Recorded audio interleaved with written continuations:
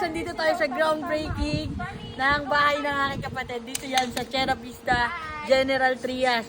So 2022 na turnover sa kanila yung property. Under pre-selling stage nila to nakuha for only 2.7 yan. 2.7 pero meron na silang corner lot na 110 square meters. Imagine guys, sa General Trias, wala nang ganyang presyo sa ngayong 2024. Napaka-affordable. Kaya mas i-recommend namin na mag-invest kayo sa pre-selling kasi ma-affordable nyo siya makukuha. So, basic finish turnover. Ngayon, 2.7 nila kinuha to. 2024, ang 2.70 sa Gentry, halos townhouse na lang.